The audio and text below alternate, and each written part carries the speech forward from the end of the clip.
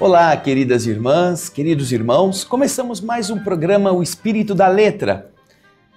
Analisando a obra de André Luiz, nós temos muita alegria em voltar a este tema, sobretudo depois de já termos realizado no Espírito da Letra. E olha, nem parece, não é? Não é mesmo? Nem parece que nós já realizamos 3 obras de André Luiz. Você nos acompanha já há algum tempo e talvez tendo chegado agora não saiba que nós já estamos nessa jornada desde a primeira, a mais famosa, o best-seller espírita, O Nosso Lar.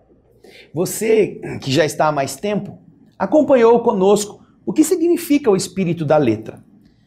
Quando este programa foi idealizado, o seu intuito, e continua a ser o mesmo, era de fazer uma leitura calma, uma leitura que pudesse ser pausada, de forma a permitir que o nosso raciocínio fosse interpretando e fosse extraindo aquele sabor que está oculto, aquele significado que está debaixo. Aliás, se você for buscar a origem da palavra saber, ela tem a mesma origem da palavra saborear. Nós estamos saboreando com calma cada capítulo destas obras que procuram informar o leitor sobre como é a vida no mundo espiritual. Nós sabemos como é a vida em sociedade, sabemos como é a vida nas diversas escalas de valores que a Terra vive, sabemos como é a vida na caserna, como é a vida no clube, como é a vida no trabalho, como é a vida na família. Nós sabemos, mais ou menos, com certa segurança. Agora, e como é a vida do lado de lá? Só mesmo a doutrina espírita, que mantém este intercâmbio sério, com fundamentos, com estudos e comprovações, poderia fazer isto. As outras religiões todas são muito importantes, são muito úteis, são muito nobres, mas na maioria delas, elas param no cemitério. As cogitações que fazem para depois do cemitério são, assim, tênues, são vagas, são ideias teóricas que eles não têm como sustentar. Mas, na doutrina espírita, isto é da natureza humana, este contato, esta troca. E é o que o espírito André Luiz, através do médium Francisco Cândido Xavier, procurou fazer. O espírito da letra é retirar este sabor, este saber que está por baixo das frases, por baixo das palavras, das letras. Nós fizemos isso com o livro Nosso Lar. Eu acho que você se recorda. Nós vamos ver algumas imagens desde a capa que você está vendo aí, que já foi transformado em filme, já foi transformado em peça de teatro. Esta possibilidade riquíssima deste livro começa a contar a trajetória do espírito André Luiz, através do médium Francisco Cândido Xavier, que ele próprio teve dificuldade de compreender as coisas que o espírito André Luiz, que foi médico na Terra, segundo as informações que dispomos, teria sido um médico muito conhecido, Carlos Chagas. Ele, quando começou a receber as informações deste espírito, que escolheu o nome de André Luiz, porque não queria dizer quem ele era e adotou o nome do rapaz que dormia na cama ao lado de Chico Xavier, no quartinho humilde onde eles moravam. Era o irmão de Chico, que se chamava André Luiz. Como é que chama esse rapaz? É André Luiz. Esse vai ser então o meu nome, disse o espírito, quando o Chico quis que ele se identificasse. Me chame de André Luiz. Mas o Chico começou a receber informações tão estranhas, tão diferentes para a época, que durante o sono, muitas vezes, ele foi levado até a cidade Nosso Lar para que ele pudesse visualizá-la e compreender do que é que André Luiz, espírito, estava falando. E é por isso que Chico Xavier foi fundamental, pela sua percussiência, pela sua agudeza mediúnica.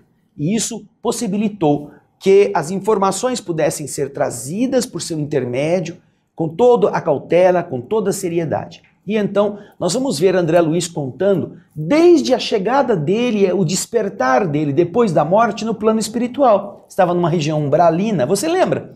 Os primeiros capítulos, ele está fugindo de entidades que o perseguem, que chamam-no de suicida, que estraçalham sua roupa, e ele corre, não sabe onde está, tem fome, tem sede, dorme raras vezes, ele não está entendendo o que está acontecendo com ele. E só quando ele, por fim, resolve orar com unção, a unção verdadeira da prece espontânea, ele que não havia feito da religião uma forma de ser efetiva na Terra, ele que tinha a mente voltada para a ciência e não havia se dedicado às coisas do espírito, ele então, quando consegue se despojar dos preconceitos, ele faz uma oração e, por fim, ele ganha a sintonia necessária para ver o que está acontecendo à sua volta no plano espiritual superior ou mais elevado.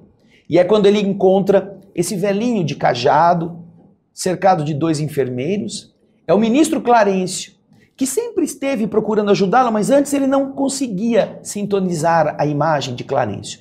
E é Clarencio que vem recebê-lo, vem retirá-lo dali, coloca o André Luiz, espírito, naquela maca e o leva à cidade Nosso Lar, que está descrita aqui no projeto Imagem, cercada por estes muros cobertos de vegetação, e o portão se abre ao toque do ministro Clarencio, e eles então conduzem André Luiz para o interior desta cidade, desta colônia, onde ele vai ser abrigado num parque hospitalar. Lá vai receber os cuidados dos médicos, das enfermeiras, e aí começa André Luiz a contar toda a trajetória de redescobrir-se no plano espiritual. Nós já temos este livro todinho lido, comentado. É maravilhoso, é muito instrutivo. E você poderá acessá-lo nos diversos canais, você poderá entrar no YouTube, você poderá entrar no site Mensagem Fraternal, você terá recursos de copiar tudo isso, como muitos estão fazendo. Tem muita gente estudando isso nas casas espíritas. Muitas famílias que estão assistindo estes livros em suas reuniões familiares, com os seus filhos, com os amigos que se reúnem para estudar o livro. E a mesma coisa aconteceu com o segundo, o livro Os Mensageiros. Depois de Nosso Lar, André Luiz dá a sequência com as experiências de nos descrever o que é que acontece do lado de lá. Os Mensageiros, ele é um relato de uma experiência de uma semana que André Luiz, com um instrutor Aniceto e o seu amigo Vicente, vem fazer na Terra. Eles passam pelas experiências de descerem das regiões onde se encontravam, lá em Nosso Lar, e você está vendo algumas imagens do Projeto Imagem, inclusive com movimentos, e eles preparam esta vinda, mas antes eles passam por um posto de socorro, eles se deslocam pela região umbralina na direção da Terra, acompanhando os ensinamentos do instrutor Aniceto, e vêm para o ambiente da cidade grande, na crosta, depois de fazerem um pequeno estágio em uma instituição socorrista na região média do umbral, na região do umbral médio. Lá eles vão encontrar, por exemplo, os 2 que tomam conta, o Alfredo e a Ismália. Eles cuidam daquela instituição, tiveram problemas na vida física, estiveram envolvidos em dramas emocionais. Ismália está ajudando o Alfredo a recuperar-se. Eles vão orar juntamente com os visitantes, junto daqueles espíritos que estavam como que mumificados, pavilhões de quilômetros de entidades que estão adormecidas depois da morte, que foram os materialistas, foram os negadores, foram as pessoas que viciaram a mente com a ideia de que morreu, vai dormir, ou que morreu, acabou, não tem mais nada. Só que eles continuam vivendo, mas deram uma ordem mental para que nada existisse. Então eles ficam lá, abrigados, recebem oração, recebem ajuda. Você se lembra? E então eles oram por aqueles espíritos. André Luiz conta que saíram deles, inclusive dele mesmo, bolas luminosas que foram colocadas sobre os que estavam naquela situação, para recuperarem, para ver se melhoram, se acordam. Voltam depois para a vida física, eles vêm ao mundo físico, ficam lá hospedados na casinha de Isabel.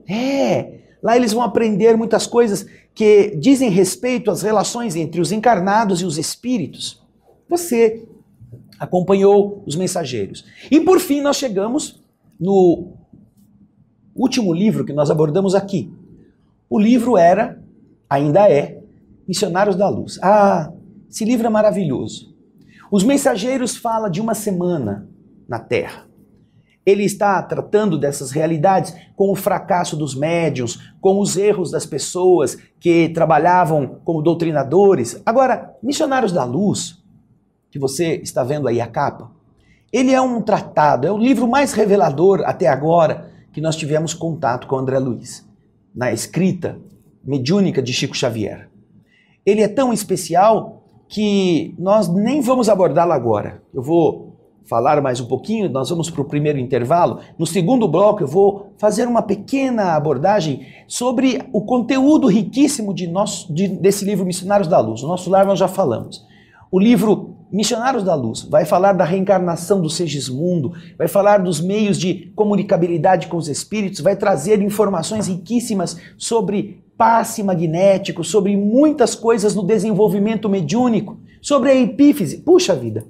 Daqui a pouquinho nós vamos voltar com uma pequena amostra só para você se lembrar e você que não sabe poder ir procurar, não é? Porque estamos começando o 4º livro. Daqui a pouquinho vamos falar dele. Mas antes, vamos ao intervalo. Na volta, vamos trabalhar com um pouco do tema do Missionários da Luz. Eu espero você daqui a pouquinho.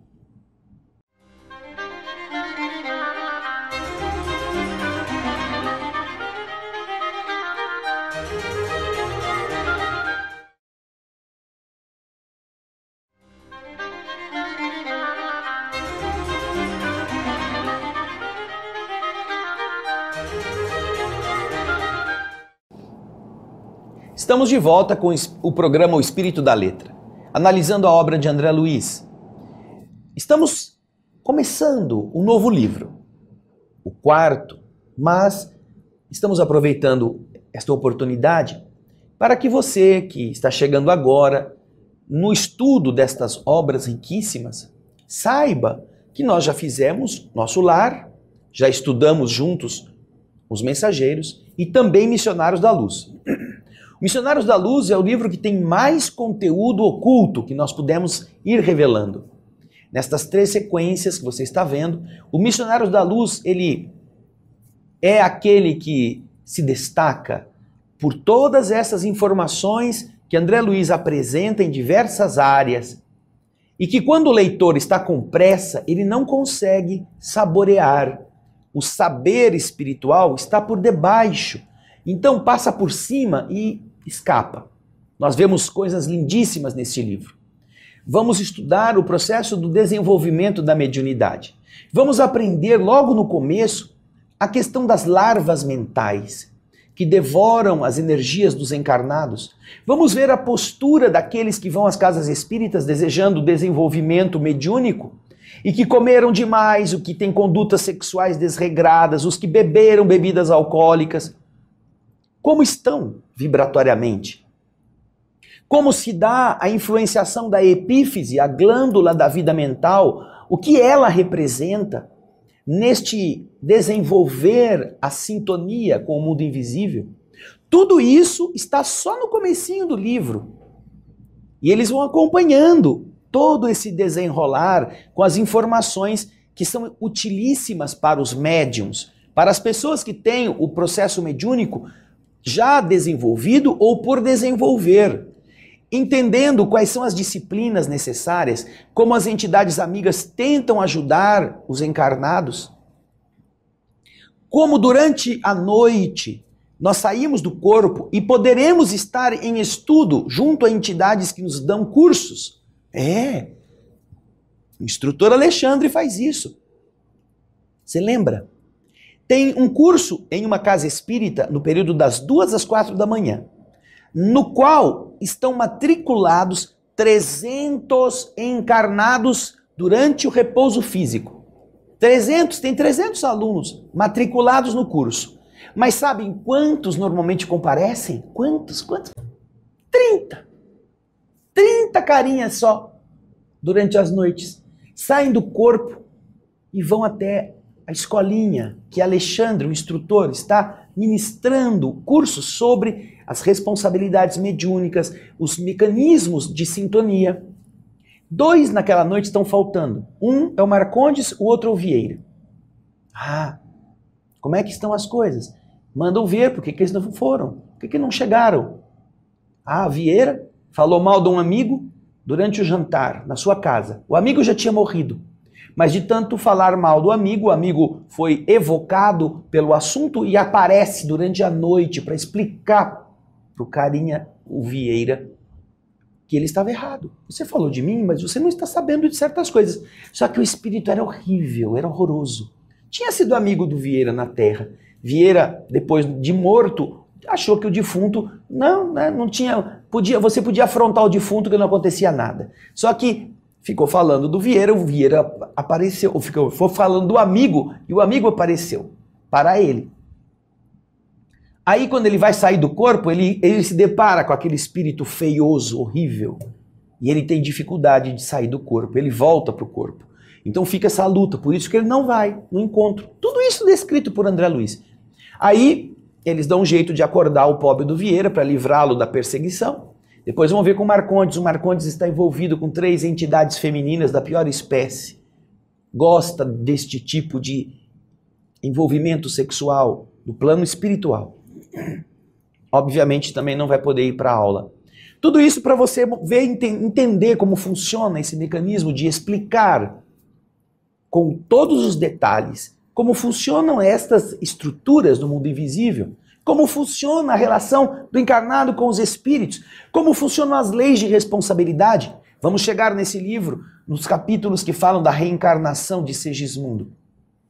Primeiro, o capítulo 12, preparando experiências.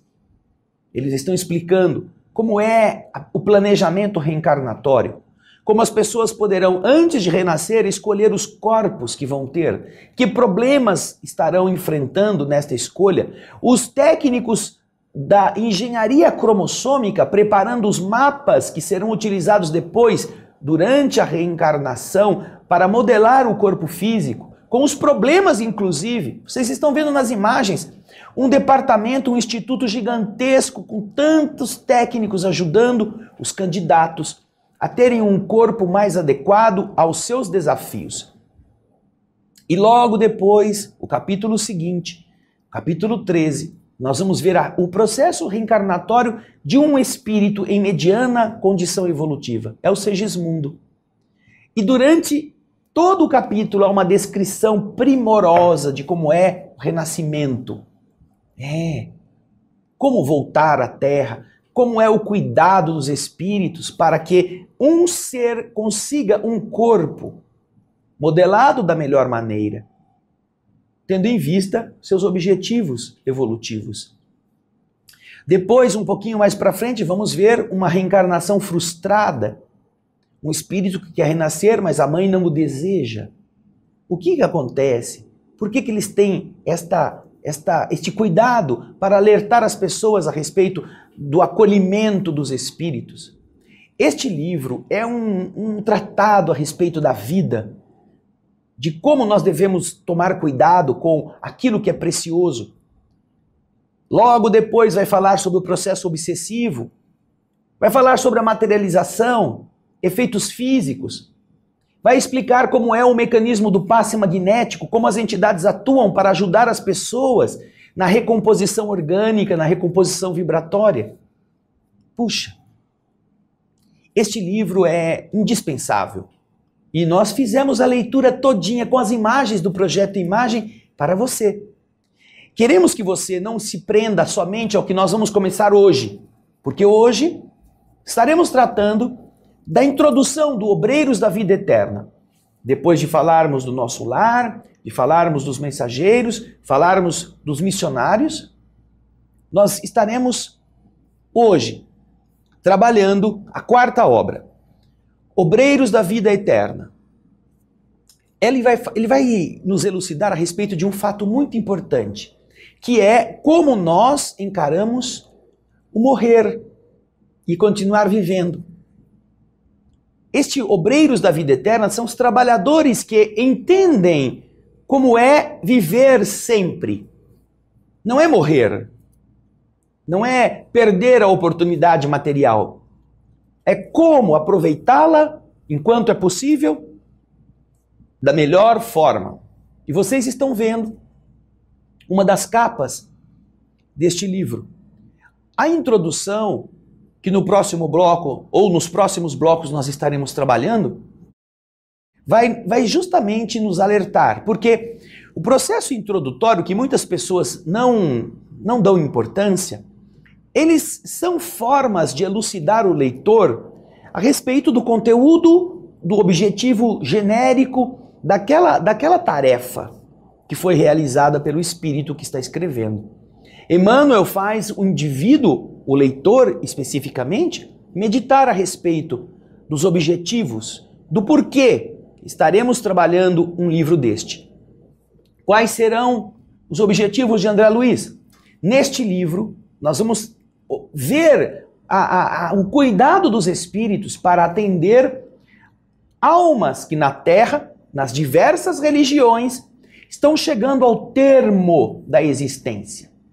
Estão com o corpo em processo de desagregação. Está perto do fim. Como que os espíritos podem ajudar? E o que é que nós, encarnados, podemos fazer para também nos ajudar? A primeira coisa, e eu acho que você vai entender o que eu estou querendo dizer, a primeira coisa importante para que a gente se ajude é conhecer. Se nós não aprendermos, não conhecermos as leis, nós estaremos nos atrapalhando como a maioria faz. A maioria tem medo de morrer. Mas isso não impede que a morte do corpo aconteça. Quando falamos das leis espirituais, o esforço dos espíritos é exatamente conscientizar o homem encarnado a viver de uma forma que ele não precise temer nada. Porque o termo que nós aqui usamos para definir o fim no mundo leigo, a morte, está cheio de um peso, de despedida, de fim, de nada, de vazio, de pavor. E é por isso que os espíritos, na doutrina espírita, para retirar todo esse psiquismo ruim, mudaram os espíritos esta expressão. Não é a morte como fim, é a desencarnação. Ou seja, quando a gente vem para a Terra, nosso espírito, que é o importante, toma uma veste de carne. Ele então reencarna. E quando chega o fim, ele deixa a veste de carne. Ele desencarna. Mas ele continua. Bonito isso. E mais bonito ainda, vai ser observar como André Luiz, através do médium Francisco Cândido Xavier, lá nos idos de 1946, você tem ideia? Em 1946, fazia pouco tempo que a guerra tinha acabado, a Segunda Guerra Mundial. Já está explicando para a gente como a gente deve viver. E quando a gente aprende isso, a gente descobre a sabedoria divina que nos ama, que ama você, que não perdeu um filho, não perdeu um pai, não perdeu a mãe, não perdeu o marido ou a esposa. Eles não estão perdidos. Eles continuam vivendo e continuam amando e sendo amados. Por isso, no próximo bloco, nós estaremos lendo e comentando a introdução, que vai dar este contorno para que nosso entendimento se abra. É do Espírito Emmanuel, o mentor espiritual, o responsável, o guia de Francisco Cândido Xavier na sua produção literária. Então eu espero você daqui a pouquinho para que a gente possa ler e comentar todos os ensinamentos deste espírito tão enobrecido por nos amar tanto. Eu aguardo você. Até já.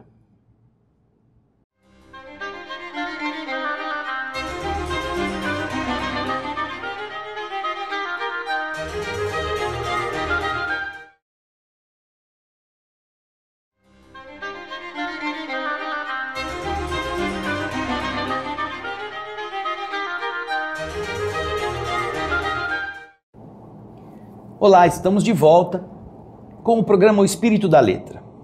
Hoje, começando o quarto livro na sequência de André Luiz e Chico Xavier. O livro, esse que vocês estão vendo aqui atrás de mim, Obreiros da Vida Eterna. Agora nós vamos ao texto introdutório, este que nós vamos ler e que você pode pegar o seu livro e acompanhar a leitura para que nós comecemos a extrair os ensinamentos que ela nos vai apresentar, ok? Vamos então ao texto. O título é Rasgando Véus. Rasgando véus. Véus cobrem coisas, não é? Véus cobrem as coisas que separam ambientes. Agora André Luiz vai fazer o quê? Vai rasgar isto.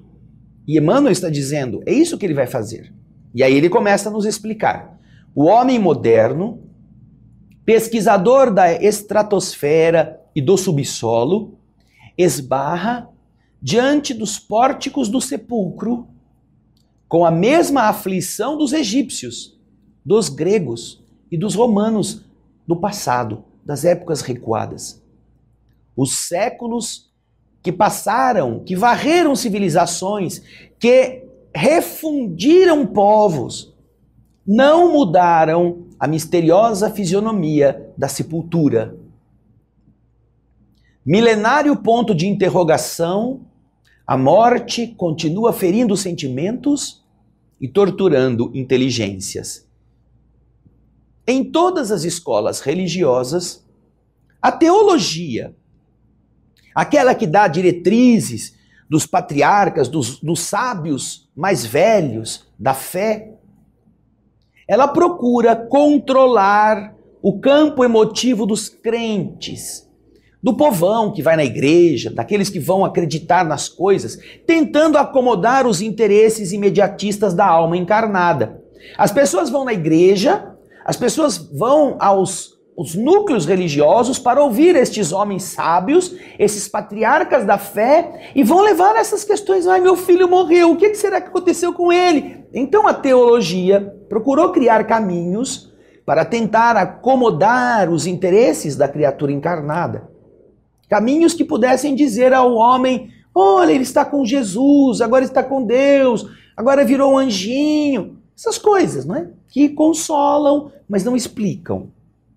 É isso que Emmanuel está falando. A teologia tem uma função. Ela tentou organizar estas dúvidas, estas indagações, este medo da morte, esse medo da tumba, através de algumas orientações, de algumas costuras, para diminuir as angústias. E para isso, o que ela fez? Ela criou regiões definidas, tentando padronizar as determinações de Deus pelos decretos dos reis medievais, escritos baseados na audaciosa ingenuidade. Inferno, céu, reis que deram aos homens, ou pessoas que determinaram como deveriam ser o paraíso e a região de suplícios. Sem dúvida, províncias de angústia punitiva e dor reparadora existem nas mais variadas dimensões do universo. Assim como também vibram consciências escuras e terríveis nos múltiplos estados sociais. Tanto no céu quanto na terra, existem lugares onde parece que o mal prevalece e o bem se encontra. No entanto, diz Emmanuel, o serviço teológico nesse sentido, apesar de respeitável, atento ao dogmatismo tradicional e aos interesses do sacerdócio, estabeleceu um ponto máximo, o chamado apogeu, aquilo que não se discute mais a partir dali, o que ele chama de non plus ultra, uma expressão latina. E este ponto máximo não atende às exigências do cérebro, nem aos anseios do coração. Pode parecer que é máximo porque a teologia falou, mas é inexplicável e é inconcebível. E então, Emmanuel vai explicar por quê. Ele pergunta: como é possível transferir imediatamente para o inferno a mísera criatura que se emaranhou no mal por simples influência da ignorância? O carinha era tapado, ele não sabia o que estava fazendo, ele cometeu um erro infantil, mas ele não sabia que aquilo era erro. Como é possível mandá-lo para o inferno? Que culpa ele tem? Então a pessoa pergunta: quem rouba vai para o inferno? Vai para o inferno. E se ele roubar um pão para dar de comer a seu filho, vai para o inferno? É roubo. E então, como é que fica? A teologia não explica, ou não dava o non plus ultra dela, o apogeu, que era o inferno, mandava para o inferno quem matava alguém ou quem roubava uma galinha. Vamos ver o que Emmanuel continua dizendo.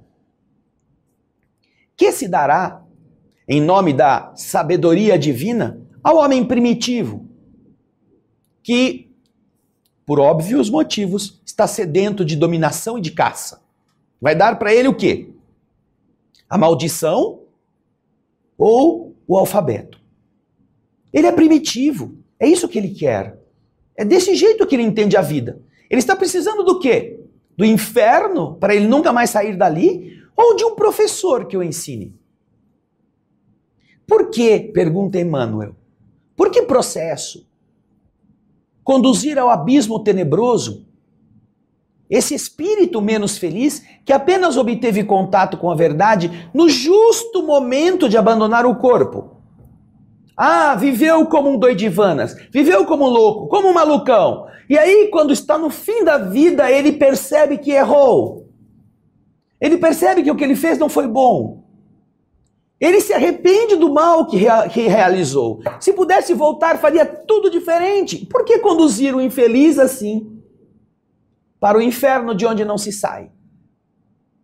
Sobretudo agora que ele já não seria mais um candidato ao inferno. E eu não me refiro àqueles que se arrependem pelo medo, não. Me refiro àqueles que amadurecem, mas só que amadurecem tarde, que não vão ter mais tempo de corrigir. Hein? Responda isso, você que está me assistindo. Por que conceder o inferno para alguém que poderia perfeitamente ser um bom aluno, se pudesse ter uma escola para voltar? Dentro das mesmas razões, pergunta Emmanuel, como promover ao paraíso, em caráter definitivo, aquele discípulo do bem que somente agora começou a praticar a virtude? Só agora. Que gênero de tarefa vai caracterizar o movimento das almas redimidas na corte celestial? O que eles vão fazer lá? Eles se tornariam apóstolos tão só para ficarem lá sem fazer nada, na aposentadoria obrigatória? Como estar ali no paraíso? Como se ver ali um pai carinhoso, cujos filhos fossem entregues à sanha de Satanás? Estaria feliz no paraíso vendo seus filhos comerem o lodo fumegante? Que alegria se reservará à esposa dedicada e fiel que tem o seu marido nas chamas consumidoras? Ela vai ficar contente? E então Emmanuel continua. A autoridade divina, hein? Deus, perfeita e ilimitada, estaria tão pobre de recursos a ponto de impedir, além do plano da carne, o benefício da cooperação legítima, que as autoridades falíveis e deficientes do mundo incentivam e protegem? Os homens na terra, nas instituições penitenciárias, eles estimulam o aprendizado, fornecem cursos para as pessoas que estão no cárcere porque foram pegas cometendo delitos. Mas Deus não faz nada disso. Deus não permite que ninguém possa ir ajudá-los. Será que isso é lógico? Pergunta Emmanuel. Você já se perguntou isso também. Se os homens estão procurando reconduzir os malfeitores à sociedade, e apesar dos defeitos que nós temos ainda no sistema penitenciário, isso é uma filosofia moderna de administração penitenciária. Deus não estaria fazendo isso. Deus, a sabedoria completa, o saber ilimitado, enterra o indivíduo num buraco fumegante ou mantém ele flutuando num paraíso, tocando harpa ou não fazendo nada. Será que isso é lógico? Por acaso se negariam possibilidades de evolução àqueles que atravessam a porta do sepulcro em plena vida maior, quando na esfera terrestre, sob limitações de variada ordem, existem caminhos evolutivos para todas as formas e todos os seres? Não dá para evoluir depois que morre, só quando está aqui na Terra? A palavra trabalho, pergunta Emmanuel, seria desconhecida no céu, quando a natureza terrena, ela própria, reparte missões claras de serviço com todas as criaturas da crosta planetária, desde o verme até o ser humano? No céu não se pode trabalhar, mesmo que na terra, do bichinho, da formiga, da abelha, todos têm uma tarefa. Será? Como justificar um inferno onde as almas gemessem distantes de qualquer esperança, quando, entre os homens imperfeitos, ao influxo, ao estímulo renovador do Evangelho de Jesus, as penitenciárias são hoje grandes escolas de regeneração e de cura psíquicas? Acabei de falar aqui. Você vai dizer, mas a penitenciária não cura ninguém, é só uma escola de bandidos. Não, isto é o problema, que a sociedade ainda não soube fazer direito funcionar. Mas todas as penitenciárias têm um programa de reabilitação, todas. Nos tempos atuais, se não estão conseguindo reabilitar, é por defeitos materiais, por problemas econômicos, por falta de estímulos políticos, mas não é por falta de filosofia que queira reconduzir a pessoa à sociedade com dignidade. É isso que Emmanuel está falando.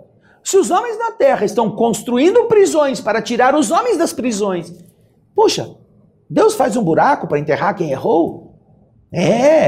Mas tem muita coisa. No próximo bloco, nós vamos terminar essa introdução e você vai ver qual é o sentido do entendimento que Emmanuel vai dar ao trabalho que André Luiz estará fazendo logo depois. Eu espero você.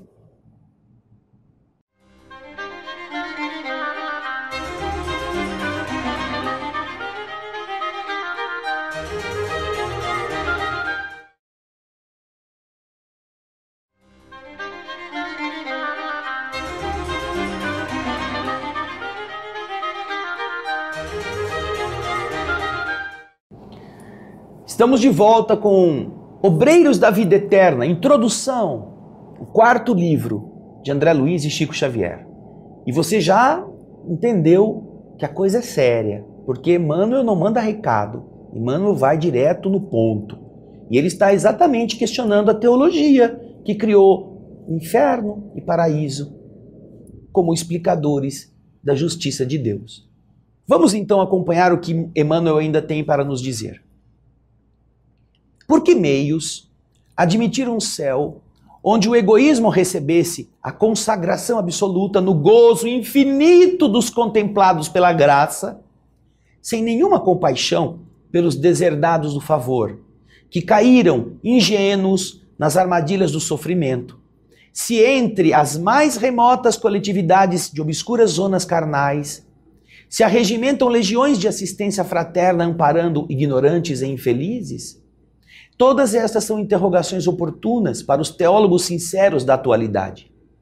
Não, contudo, para aqueles que tentam reunir esforços na solução do grande e endevassado problema da humanidade. Para o Espiritismo, isso não é uma incógnita, isso não é uma cogitação. O Espiritismo, diz Emmanuel, começou o inapreciável trabalho de provar, de dar testemunho dessa continuação da vida além da morte. Fenômeno natural no caminho de elevação. Esferas múltiplas de atividade espiritual se interpenetram nos diversos setores da existência. A morte não extingue a colaboração amiga, o amparo mútuo, a intercessão confortadora, o serviço evolutivo. As dimensões vibratórias do universo são infinitas, como infinitos são os mundos que povoam a imensidade. Ninguém morre. O aperfeiçoamento prossegue em toda parte. A vida renova, purifica e eleva os quadros múltiplos de seus servidores, conduzindo-os, vitoriosa e bela, à união suprema com a divindade. Apresentando o novo trabalho, em que André Luiz comparece rasgando véus, lembramo-nos de que Allan Kardec, o inesquecível codificador, refere-se várias vezes em sua obra ao plano que ele chama de erraticidade, onde considerável número de criaturas humanas estaciona quando desencarnam. É importante acrescentar, todavia, que o fato de se transferir alguém da esfera carnal para este plano chamado de erraticidade não significa fugir da iniciativa ou da responsabilidade, nem vaguear em turbilhão aéreo sem diretrizes ou diretivas essenciais. No mesmo critério, observaríamos aqueles que renascem no plano denso, como pessoas transferidas da vida espiritual à vida material, não simbolizando semelhante figura qualquer imersão inconsciente e estúpida nas correntes carnais. Nascer não significa vir a turismo, vir passear, vir para se divertir. Tanto quanto morrer não significa não ter o que fazer do outro lado, não aprender e não melhorar. É o que Emmanuel está dizendo com os ensinamentos que André Luiz está nos trazendo nesse Rasgando Véus, que antecede o Obreiros da Vida Eterna. Emmanuel continua explicando como acontece àqueles que chegam à crosta da terra, os que saem dela encontram igualmente sociedades e instituições, templos e lares, onde o processo continua para frente e para o alto. No início deste livro, portanto, cumpre-nos declarar que André Luiz procurou fornecer algumas notícias destas zonas de erraticidade que estão envolvendo a crosta do mundo em todas as direções, comentando os quadros emocionais que se transportam do ambiente obscuro para as esferas imediatas aos pensamentos e paixões do ser humano. Mais uma vez, esclarece que a morte é campo de sequência, sem ser fonte milagreira. Que aqui ou além, o homem é fruto de si mesmo e que as leis divinas são eternas organizações de justiça e ordem, equilíbrio e evolução. Naturalmente, a estranheza vai visitar os companheiros menos avisados. E o sorriso irônico, esses espíritos acreditam em cada coisa, que como são ingênuos. Melhor mesmo é o capeta, o chifrudo lá, fumegando o enxofre. Isso sim que é lógico. Esse sorriso irônico, diz Emmanuel, surgirá, sem dúvida, na boca quase sempre brilhante dos impenitentes incorrigíveis. Não importa, porém, isso não interessa. Jesus, que é o Cristo de Deus, recebeu manifestações de sarcasmo da ignorância e da leviandade. Por que motivo? Nós outros, simples cooperadores do outro mundo, teríamos de ser intangíveis, intocáveis? Prossigamos, portanto, no serviço da verdade e do bem, cheios de otimismo e bom ânimo, a caminho de Jesus, com Jesus. Emmanuel, na cidade de Pedro Leopoldo, em Minas Gerais, no dia 25 de março de 1946. Que lindo discurso que nos faz o bem de esclarecer nossos questionamentos. Aquilo que todos têm angústias e querem saber. Na doutrina espírita, isto se descortina, porque rasgar o véu é tirar a cortina. Descortina-se a inteligência. E você poderá então fazer a sua decisão pender para aquele que diz que você vive uma vida só e seja bom, puro, vai para o paraíso, e se não for bom e puro, vai para o inferno para sempre. Ou entender que você vive muitas vidas, que a vida continua, que as pessoas poderão errar e poderão consertar o erro que fizeram. E que Deus, justiça e bondade, vai deixar sempre que o aluno, mesmo o pior, possa continuar estudando na escola. O que você acha que é mais condizente com a bondade de Deus? O que você pensa? Quem é que você gostaria de ter como o seu diretor, o seu dirigente? Aquele que quando você escorregou, te expulsou do trabalho? Ou aquele que quando você escorregou, levantou você e disse, por que você caiu? O que aconteceu? Você não sabia fazer? Eu vou te ensinar de novo. Quem que você preferiria? Mas nós não estamos falando que isso é assim porque é uma forma mais confortável de a gente encarar. Nós estamos falando que é assim porque os espíritos que já foram embora vieram para contar como é. Eles se manifestam, eles dizem, eles explicam, eles detalham, eles dão testemunho e dão comprovações verdadeiras de que eles não morreram. Eu me recordo da história do filho de Cacilda Becker, que estava a ponto de matar-se. E então a mãe pede que o Chico, que estava em São Paulo, o ajudasse. Na reunião que iam ter no dia seguinte de autógrafos, ela consegue intuir o filho para o filho ir. E nesta reunião, Chico diz para ele, Cuca, eu gostei muito do bilhete que você me mandou. Bilhete? Eu nunca vi esse homem? Pensou o rapaz. Nunca vi. E mais um pouquinho. Cuca, eu gostei muito do bilhete. Espera um pouquinho, eu não conheço, não sei que bilhete, eu não sei do que o senhor está falando.